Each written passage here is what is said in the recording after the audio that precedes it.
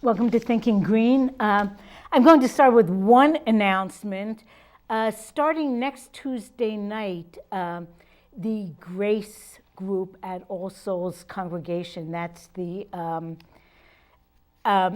going to start its Exploring Whiteness program.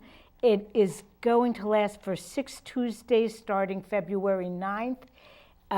It's part of the Growing Racial and Cultural Equity Group. And if you are interested, you can just call the All Souls office to register. Here with me tonight is Jason Morris. We're getting to the time of year that students in our schools and teachers are starting to think about the barrage of tests that's coming up. And joining me tonight is Jason Morris, who is a parent and advocate who's done probably more research about the tests than anyone in the city. And we're going to talk about that. So welcome, Jason. Thank you very much for having me. I guess maybe you can start out by explaining why we do need assessment and testing, and what's the mark of good assessment, and then talk a little bit about what we have. Well, we've always had tests in the class that are based on what is taught. Like teachers need to know how much information their students are gathering, their academic progress, and that's perfectly healthy and good. As we kind of have come along where they're pushing this idea that our schools are failing and we need more accountability, and we need to be able to compare schools across the districts, across the states, across the country. We need to have some sort of cookie cutter test to give everybody. And the assumption being that then you'll know that high school grads everywhere in the country know exactly the same thing. Right, and also, like they build tests as, say, a way to know their academic achievement up to that point. But we already have a national assessment that does that for us. It's called the National Assessment of Academic Progress, or Educational Progress, NAEP. This is done with sampling, so some kids here, some kids there, in a couple different grades, and not every single child every single year from 3 to 8. For many, many hours. Right, for up to 7 hours, or up to 7.5 hours for our high school. So this is done across the nation, and it gives us all kinds of information like educator experience levels. Gives them, demographics. It gives many different data points about the school and about the teachers and about the students that we can pull from and learn from. But that's not profitable. Having a cookie cutter test for every single kid, every single year is profitable because someone's got to give it, and someone's got to make it. And there's a training, and there's all kinds of things that happen. And it gets scored off-site as well, right? It does. It gets scored far away from the school, sometimes with people that are just part-time workers found on actually Craigslist. Pearson went out and hired people off of Craigslist to be essay scorers. That's scary. Multiple choice scorers, you can almost see it wouldn't take a lot of skill, but essays, it's like so much for creative writing. Right, and you don't even need humans for multiple choice. It's either it's right or it's wrong, you could say. But for multiple choice tests and these standardized tests as a whole, before they were implemented with No Child Left Behind, we had the data to show whether they were beneficial or not. And now after and during, we have the data to show that they are not beneficial still, that they don't actually measure academic achievement like we are told they do. They actually measure educational opportunity, and that includes most closely correlated to household income. So if you have great food if you get a lot of sleep, you have books at home, your parents are college educated, you have technology, you get to go out to the zoo, you get to all these things. That's actually more influential to your academic achievement than your entire school experience, which is interesting. It's the entire school experience actually only accounts for about 25% of a child's academic achievement. And since test. these tests aren't really correlated with what teachers are teaching in the classroom, although I'm guessing that more and more the teachers are adjusting what they're teaching as a result of the test, I would think that these other factors come into play more than if a teacher has a unit on a certain subject and then tests to learn whether the students picked it up. Then yes, there are still all those other factors that go into it, but you'd get a better idea also about what they learned in the classroom. Yeah, and these are those kind of tests that are in the classroom that teachers make. Those are considered authentic assessments, and they're directly tied to their curriculum, to their lesson plan, to what the teacher has taught them. Whereas the SBAC, the SAT, the ACT, and NWEA MAP, and all these standardized tests are their own question banks. They may be aligned to a set of standards, but they're not aligned to your curriculum. They're not aligned to that lesson plan, and so it's pretending that every single one of our kids is somehow learning the same thing at the same time. Well, we are going to have a video in a few minutes, but I wanted to bring up the fact, too, that very few students are excluded from taking these tests. So if they have special needs or if they don't have no English, it's really no excuse. So and that's actually fairly new, where before, if you were an English language learner, you had 10 months before you had to take the exam, but now with the new passage of the ESSA and some new direction from the Federal Department of Education, they're actually starting to say, no, you know what, we need to have everybody taking the SBAC. We need everybody taking these tests. And even 10 months seems like a pretty short window if a child comes in to the district not knowing any English at all. After 10 months, a child will probably be able to speak English conversationally, but that's not the same as taking a test and writing essays that require the nuances of a totally new language. Right. They say, or science, like we have plenty of information to tell us how long it actually takes for people to learn a new language and to become fluent.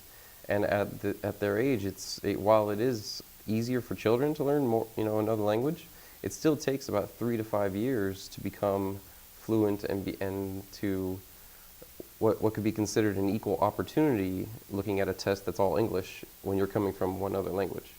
I mean, it's nice to have that as your native language, English. If you come up with it and then you're taking a test, that's great, and it works out for you. But it's really harmful for kids that it's their second language. And it's sort of ironic because really it's an educational deficit, in my belief, in the United States, that those of us who come from English-speaking households end up usually just knowing one language. It is. And worldwide, that is not the norm. Most people who live around the world know 2 or more languages. Right. Yeah, they say it actually makes you live longer, and there's all kinds of health benefit or mind, Yeah, and I'm benefits. sure your thinking just has to be more flexible as a result. And it's I lived in Israel for a while. Most of the people there came from all around the world, and other than people from the United States, I met, maybe Australia as well, I met hardly anyone who only knew one language. Mm-hmm. Yeah. So I don't know, do you want to show the video about the teachers of the English language learners and the students with special needs to get kind of a teacher perspective on it? Yeah, it does a great job of actual situations and what is going on with that child on that test when they are an English language learner or special needs and they're trying to take these one-size-fits-all only English tests. Okay, let's watch the video.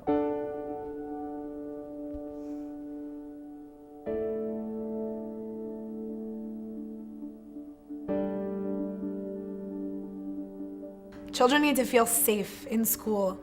Children need to be able to take risks to learn, and children don't take risks. People don't take risks if they don't feel safe. It's really hard to think about testing, third grade level testing for my third graders who sometimes come in well below grade level. So I might get a third grader in the beginning of third grade who's reading at a first grade reading level. That's where they are right now. And my work as a special educator, as an educator for any child, is to meet them where they are and help move them to the next place. And their goals are based on where they are and where we're moving them step by step so that they take confident, independent steps towards their goals, and they are learning.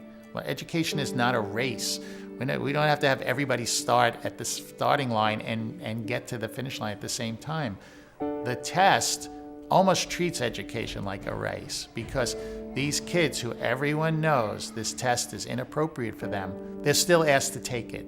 A child can make a lot of progress in a school year, but not be caught up to age level quite yet. So then if you're giving them a test that's difficult for typically developing children at that level, they may have moved from a first grade to a third grade in 6 months, but if they're not a strong fourth grade reader, they're gonna fail horribly. And that's really dejecting for those kids who thought that they were doing well. And it's horrible for a teacher to watch their faces crumple when they are realizing, I guess I'm not as strong a reader as I thought I was. Many of those kids even have modified promotional criteria listed as part of their education plan. And that's been thought about long and hard. So to have them face something so frustrating, I think it always hits me how upset they are and how surprised they are that the teachers who they've come to really, really trust, who they look to be nurturing, who they look to help them to learn, are presenting them with something that's so frustrating, so irrelevant, and so difficult for them. It feels like a violation and really, really cruel. And the test is written in ways that are tricky, in ways that are often confusing to kids with language-based learning disorders, for kids who are learning English, who have 2 languages in their head. Sometimes we have kids who have 3 languages that they're thinking in our school. When the test comes, they look at it and it says third grade test all over the front of it, and they know they're third graders. And they look at this test and they feel crushed because it feels too hard for them. And that's really hard. That's really hard as a teacher. Sorry.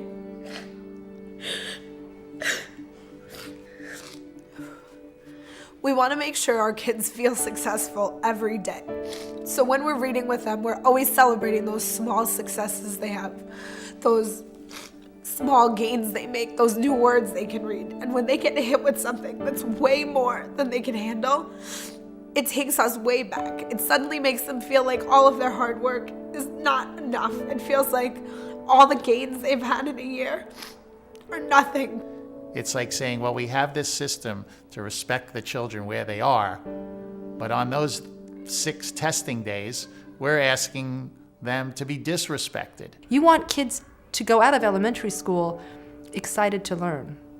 If they want to learn, then they're going to be okay.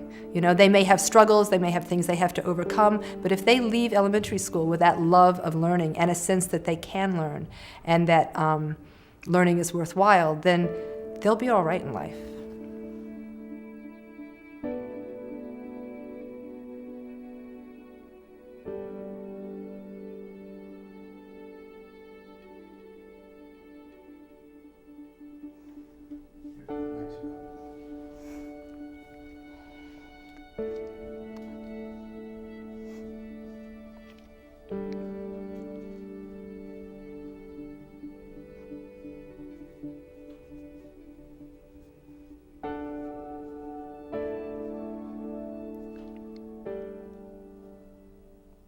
Well, we got a look at how stressful the testing can be for both students and their teachers.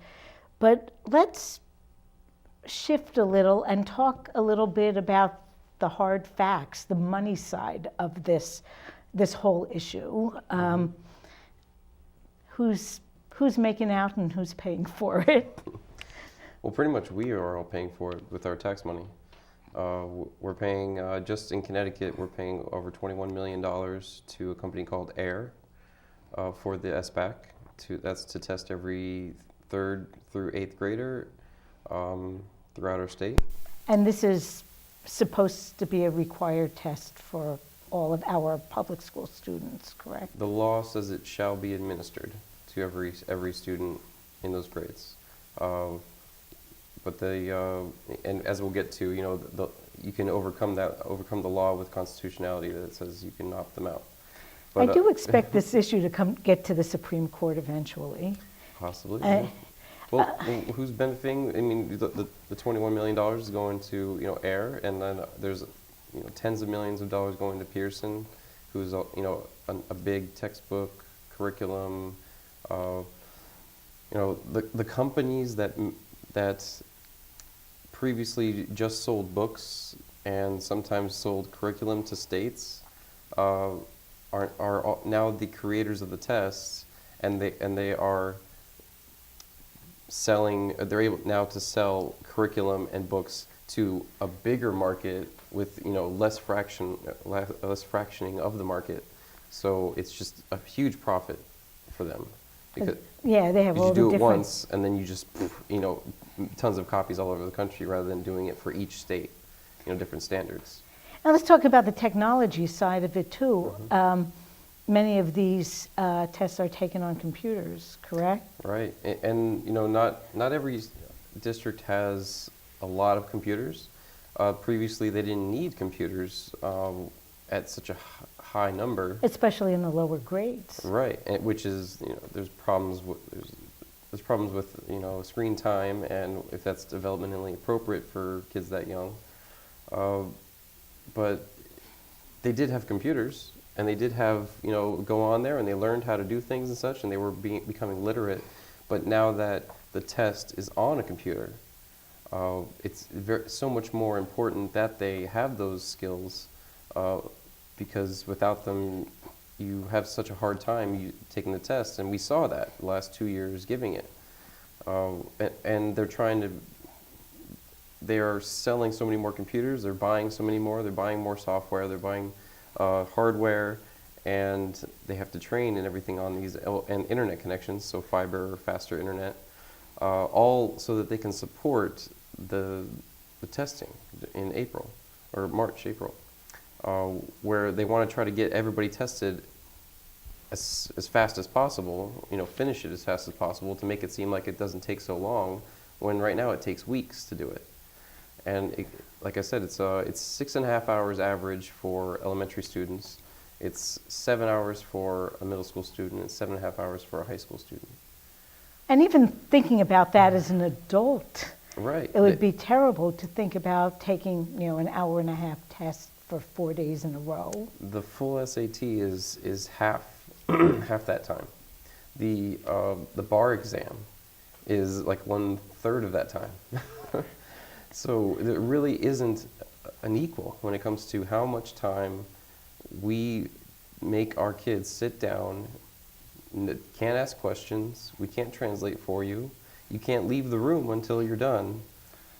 And So if you're you have to taking no use the matter what. bathroom, you're out of luck. Right, and unfortunately there's many reports of kids wetting their pants, soiling them because they have to go. Many reports of them crying throughout the test. Some of them performing self-harm, pulling their eyelashes out, vomiting. It's physically and mentally harmful for many kids, and just because, say, like your kid or my kid could go through it and they seem fine, there are so many more that are actually harmed. Well, two things as you were talking came to mind. One was the need for children from a young age to learn how to keyboard and use a mouse very well. At the same time, there's a lot of controversy that children aren't learning penmanship anymore.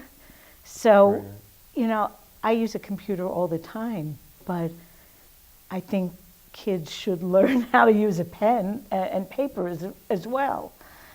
Yeah, well, they are teaching that. I think they are pushing it a little too, I should say, much too low in the grades. You can learn how to type at many different ages. You know, Right. You don't have to be a second grader. exactly. You don't have to be even a sixth or a seventh to, Right. needing to type necessarily, and because you're not going to be writing up necessarily, but there is, you know, benefits to it later on. At the younger years, we shouldn't be putting our youngest kids in front of computers so often that they need these skills. It's not beneficial. There's no research to say that it is, and it's just it's reducing the effectiveness of our teachers and reducing actually the need for our teachers, which is not great at all. Like the reason why the science says, hey, you know, more screen time and more computer facilitated learning is not so great is because the human interaction is missing. You can have it teaching you all kinds of things. You can have these great, cool videos that are on there and everything, but it's not a human interaction with a teacher that can present Right. you with ideas in many different ways. And in a broader sense, you talked about all the money that goes for the technology, for the testing materials, for the curriculum materials. And at the same time, our school districts are strapped. So what kind of things are we missing out on that money could be paying for? It could be paying for smaller class sizes, guidance counselors. We have, you know, a severe lack of guidance and social services department in our middle school compared to, say, Isaac or Waterford or, you know, wealthier, wider districts. It's just a fact that you have less resources in urban, poor districts than you do in, you know, wealthier districts, and that is fundamentally, you know, a civil right that is being denied to our most disadvantaged students. And yet, a larger percent of our money is going towards giving these tests. You know, if the average per pupil spending in New London, I don't know, is it about 14,000? 14, 15, yeah. And in Stanford or Greenwich, it might be 25,000, and I've heard Up that. to 32 in some and, places. and Fisher's Island, I've heard, is up like close to 50. So it really puts a burden on our city schools in particular. And we're not saying that it's, you know, got huge, amazing amounts of money that's going to the testing, but it definitely adds up, and that's money that could be going to better places. We're spending, like I was saying, $21 million for 3 years of SBAC.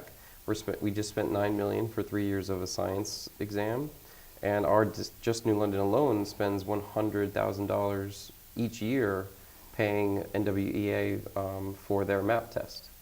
That actually, the Department of Education commissioned a study to determine if it was actually benefiting anybody, the MAP exam. It's given 3 times a year, and it's supposed to be like, let's find out where you are now, let's find out where you are in the middle, let's find out where you are at the end. But it didn't actually improve anything. Even if the teachers were trained to look at the data and see where they were having issues and adjust for that, it didn't actually improve anything. So why are we using it? Because it's the push, it's the accountability, it's sold to our district as, hey, this is a great way that you're going to be able to help your students. It's But not. the reality is different. And before we show our next video, I want to spend just a little bit of time talking about the implications of young kids having their information out there once again, from a very young age. Right, so, I mean, it's a really big industry that's happening, or it's an industry shift that's happening, and we all kind of understand that, well, as adults, I get an account with Google or Facebook, and I'm giving them information that they can use that ends up marketing things to me. Well, that's being applied to our students now, where when it comes to YouTube or Facebook, there's a few data points that the companies can get, but when it comes to our students, they can get 10 to 15 million data points out of our students each year, and that's significant information. And because of some gutting that happened to a Federal Education Rights Protection Act, I believe, the FERPA, that information is being shared with corporations. It's being shared with colleges, and it's being shared with companies that are buying it and selling it, and selling outcomes from it. So like they're taking the information, they're determining results out of it, or like how we're going to market to kids, or how we're going to market here and there, how we're going to market to their parents, and they're selling that information, and it's a big problem that a lot of people are pushing up against, and the government is not so interested in kind of putting the cap on it yet, because they're very much lobbied by the same companies who are profiting from the data. So this is happening on a nationwide level and also on a state level. State, local, at every level it is. Like say when we get a grant to implement a new program, like this math program in the middle school, I have no doubt that there is a clause in there that has our student data going to this company, and they get to use it for their purposes. And whatever that happens to be, they could be sharing it with other people, they could be selling it, they could be profiting off of it. And that's not something that is really taken into account. Well, we have another video that's more from the parents' point of view that I think has some really good information on it. So we'll show it, and then we'll talk about steps we all can take.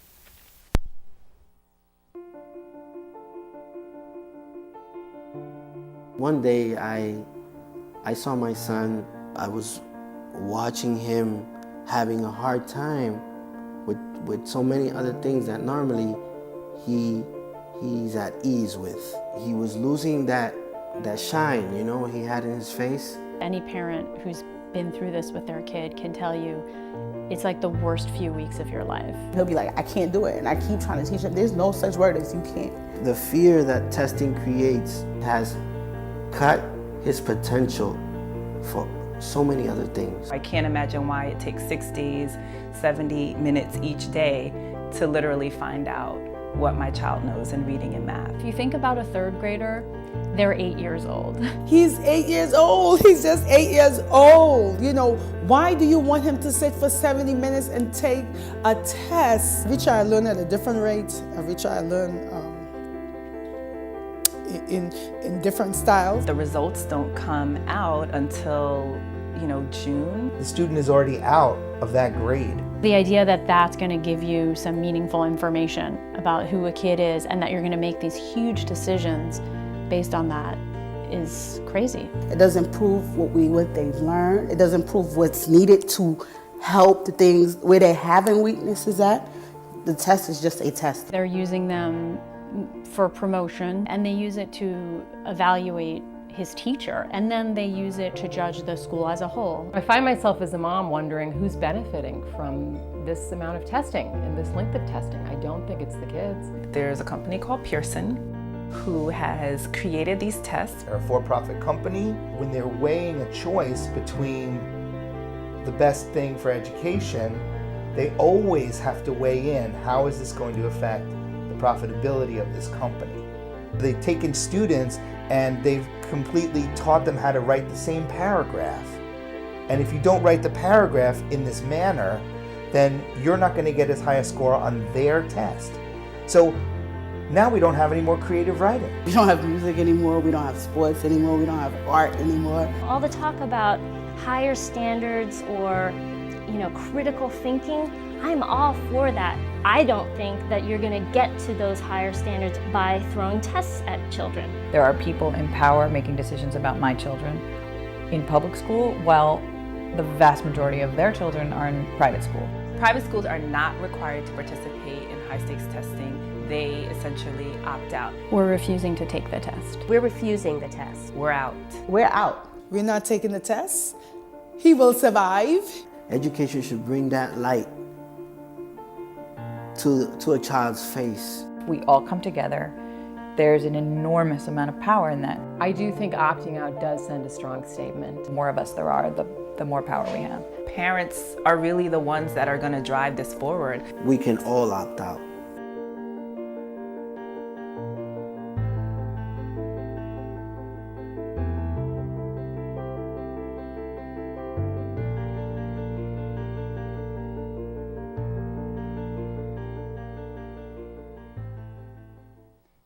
Now, as part of the change in the testing climate over the last decade or so, the SAT is not the SAT I took or the SAT my kids took.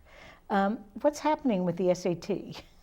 Well, they decided to, quote unquote, align it to Common Core state standards. And so the same person who was the main author of the Common Core was hired at the College Board, and the College Board is the maker of the SAT. And so they aligned it because that's a great idea. And this is the first iteration of that new test, and they expect large numbers to fail it, to do much worse than they would, much like the GED, where the GED was changed last year, and they had a drop from around 85 to 95% passing before that to 15% passing, and which is amazing. And so now with this SAT change, wealthy districts are telling their students, actually don't take this version. Either take the old version early, or don't take it, take the ACT. And you know, there's multiple problems with it, not just its alignment with Common Core, but also that the state is saying, hey, this is great, we're switching from SBAC to SAT, and that happened Right. last year. Which sounded promising, sort of, at the time. To most people, yeah. And then, but then when you get down to it, it turns out that they're only paying for a shortened version of the SAT. When they come out and people are saying, oh, well, you'll have the SAT done and it's required, and then you'll be able to go into college with it and use it for entrance, you actually won't be able to use it for entrance unless you pay for an extra portion, the essay portion, because the state's not going to pay for that. So it's really kind of... So the onus for paying for it would either be a wealthy district might pay for it for its students, and a poor district might say, hey, parents, if you want your students to have this full SAT, you're going to have to pay for part of it. Right, and they'll be like, well, you know, at least it's not that bad. At least you don't have to pay for the whole thing as you did last time. Like it's a good thing. But then there's the broader perspective also when it comes to the SAT, that it actually has never measured college readiness. We have a 30-year study that goes across the nation. All these tons of different standards, you know, before Common Core came around, before and during No Child Left Behind, 30-year study that said that, look, it really doesn't matter how well you do on these tests. What matters is your high school GPA. If you have a good high school GPA, then you will have, you know, you're much more likely to have college success. And, you know, sure, because that would correlate more with your study skills and not just how good you are at filling out a form. And so much of your household educational opportunity. If you are getting enough sleep, you have more opportunity than someone who has, you know, fighting parents and trauma and staying up all night. The trauma is a huge you know, detriment to our students, and we're starting to wake up to that a bit in our districts, where they bring the federal government has actually given us grants, and they're bringing in companies to talk to our districts about trauma at home, and it's called trauma-informed schooling, which kind of goes with trauma-informed care. And what's interesting is the company that the federal government sends in to train us on trauma-informed schooling is the same company that gives us the SBAC. The same company that's putting trauma, into our students because of the testing regulations and how, how they have to sit there and can't translate anything. That's trauma, right? The company is telling us about trauma. Oh, You can't make it up, basically. Yeah, many ironies. Well, you mentioned, the class size issue with what we're not paying for, but it seems as though opportunities for creative expression in general are getting more limited in schools. Instrumental music is not available in a lot of places. It's not a tested subject. Right, art, physical activity. I think it did become a Connecticut law at this point that kids cannot be disciplined by losing physical activity, but well, for one thing, I don't know if it's enforced or followed through on, but the other thing is there is a perception that kids should be just studying. Which is just backwards. Just backwards compared to our, all the research, all the early learning education, research that we have that says that they need to be playing. They need to have a lot more recess. They need a lot less screen time, a lot less structure, that in order for them to have the kind of, critical thinking and problem solving and social skills and all the really important stuff, they need to have those things. They need to have more time to explore it. And oftentimes in our poorest districts, in our most, urban districts, in our most high minority districts, also in rural, poor, white Right. districts, they are test prep so much more. They are so much structure. They say, well, they need structure, they need discipline, they need all sorts of things. Yeah. The That's- very earliest Head Start was also built on the philosophy that these kids had loving families but not enough structure. And longitudinal studies show that that was not the way to go. And when you have tests that are, such high stakes, and when we say high stakes, it means that teachers are being fired. Right. Kids are being told that you are a failure. And in New London, our superintendent is now being evaluated Which is partly on test scores. pretty unprecedented and brand new, and actually was interesting that he was defending himself, saying, "I've never been questioned on my proposed evaluation before like this, and I don't understand what's going on here. What you're doing is actually brand new to Connecticut. Every other superintendent does it differently, where they don't tie test scores so closely to your evaluation.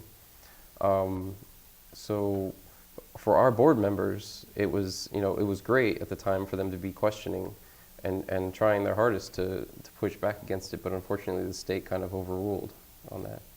Well, we only have about 5 minutes or so left, so maybe you can tell people a little bit about the big picture of why you can opt out and what the process would be if parents out there decide that their kids should not be taking these tests.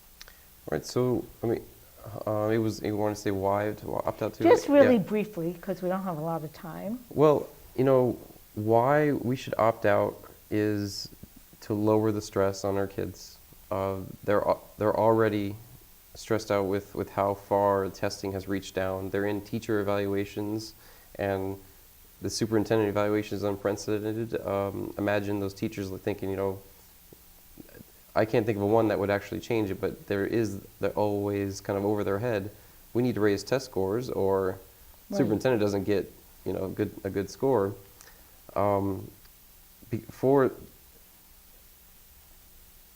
For the argument that we should not be reducing, physical education, we should not be reducing math, we should not be reducing art, to expand on more reading, more writing, more math, because these tests are telling us that unreliably and not legitimately that our kids are quote unquote failing. When they're setting the cut score at an arbitrary point that they decide. Now, so what should a parent do? Let's say someone's watching and is convinced. What would be the process in New London to get your child opted out? You just send an email or a letter to the school or the central office and say, I would like to opt my child out of these assessments. Depending on what grade they're in. Yep. Well, not necessarily. I mean, if you're in 3 through 8, it's SBAC. It's SBAC and MAP. If you're in high school, it's NMAP or it's MAP and it's SAT. And so you say, I want to opt them out of these tests. Okay, now you've done that, so you know. Twice. So do parents get pushed back? They do. They get told there is no law that says you can do this, so I'm sorry, you can't do that. So what's the next step? And then you say, yes, I can. I know I can because the Constitution says that I can direct the education of my child, and I can opt them out of this test. And so I'm refusing to let them take it. And it may even come back one more time, but if you keep pushing, and they will cave, you could say. They actually got a guidance letter a couple years back from the State Department that says, here is the exchange back and forth that you have to tell them they can't, like twice, before you let them. And so they were telling districts that you have to be intimidating, that you have to give them misinformation, which is very different from other districts. Now, am I correct in that I heard that you are going to be going to some schools and giving out information about it? Yep, I'm going to be demonstrating at schools across the district, Isaac, and then all the public schools. Just holding signs, informing people about opt-out, giving them out in flyers, and just spreading the word that this is possible and you don't have to let your child suffer through. We have a lot of English language learners. We have a lot of kids that can't read English, and they're going to be trying to take this test, and we can prevent that because it's completely unnecessary for them to take it in the first place. The results come out this year. The results from last year came out a week into the new school year. So they really couldn't be used to help the child's learning. Not at all. So you push, they get opted out, and then the next part after that is you have to ensure that the alternative education that they're going to be given during that time is adequate for them, and that's between you and the school. You talk to them and you say, hey, what can my child do in between, because that needs to be crystal clear on what they're doing, where they will be, what they will be doing during that time, what time it will be from this time to this time, right. Because we've gone in and out, or I've had a couple issues where that wasn't clear, and then it turned out that it wasn't such a great experience for them. Well, we're down to our last 2 minutes, and I guess I can't do much more than thank you for coming on. And is there a place where people can go online to get more information about this? United Opt-Out. You can look them up on Google. They have a guide for every state on how to opt out. And it has like example letters, and it has all kinds of information about all the different tests that are going on. You can look them up, United Opt-Out. And I think people should realize, one, that it isn't just about your own child, and two, the more people who do it, the more it can become a movement for change and not merely just doing the best for your own kid. Oh yeah, we, teachers in New York State were really kind of leading the charge, and 2 years ago, 60,000 opted out, and last year, 250,000 opted out. Across the nation last year, over 500,000 students opted out, with actual student protests at high schools in Arizona where they walked out of school because they said, these tests are not beneficial. They're expensive. They're at a cost and detriment to our learning elsewhere. They need to go. Well, thank you, Jason. We're going to go out on one last video. Stick around and watch it because it's a really good explanation of the whys of opting out from a personal point of view and also a system point of view. So thank you, Jason. Good luck in Thank you very your travels around the school. When you refuse the test, you are not just saying, I refuse the test. You're not just saying, I don't want my kid to sit for the test. You're saying that it's not okay to give a test to a special education student that's a test that's 1, 2, and 3 grade levels above the grade that they're learning at, knowing that 95% of them are going to fail. Special ed students, 5% of them pass the test. You're saying that it's not okay to give a test to students just arriving in this country who are just starting to learn English, a test in English, knowing 97% of them will fail, 3% of the ELL kids pass the test. It's not okay to give an 8 and 9 hour long test to our youngest learners. It's not okay to have children with IEPs sit for up to 18 hours of testing. It's not okay to blame a teacher for an unfunded, overcrowded school environment. It's not okay to punish a teacher for taking a job at a school that has a significant population of struggling students because he or she wants to make a difference. It's not okay to use those scores to label the school as failing and close their doors. It's not okay that we're losing science in our lower grades. It's not okay that arts, music, and recess are being squeezed out by testing and test prep. It's not okay we're losing social studies in our lower grades. And it's not okay to have all children taught the same rather than taught as individual learners. One of my favorite quotes is that says, and I think actually Eric McGilberg upstate that we work with, I think he actually wrote this.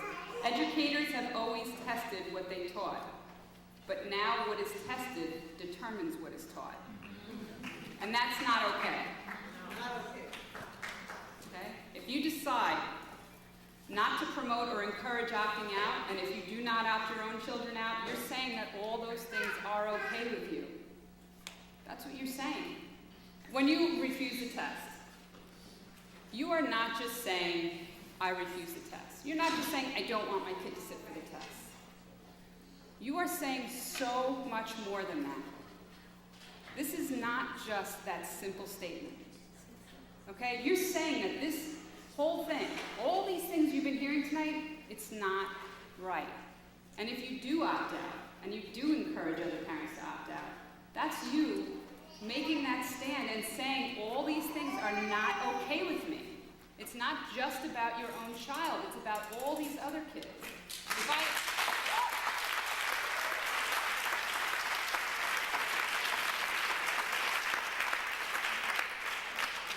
My absolute least favorite quote from parents is when they tell me, my kid does fine on the test.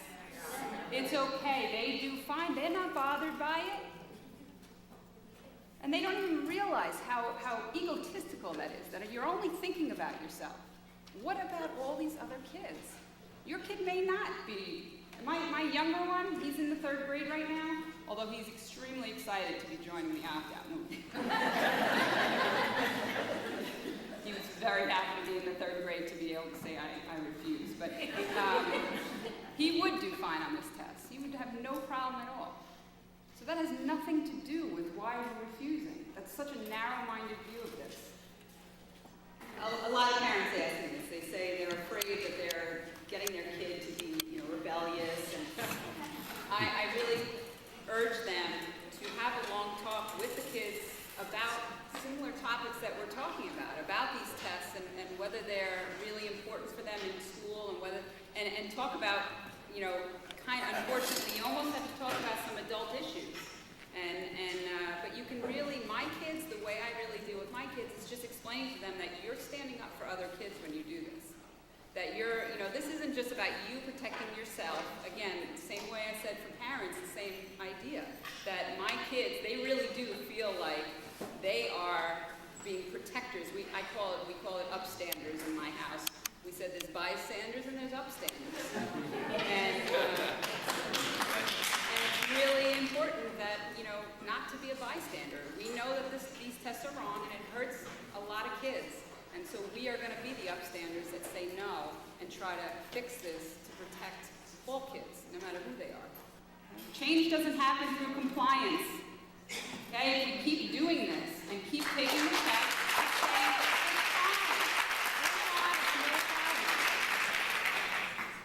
okay?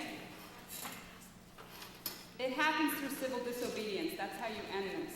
It's time for parents to take action. Parents need to understand the power that they have. Parents don't get it. They don't understand that they have all this power. This is your children. If we're not going to stop it, nobody will stop this. Okay? It's time to say that all these things are not okay.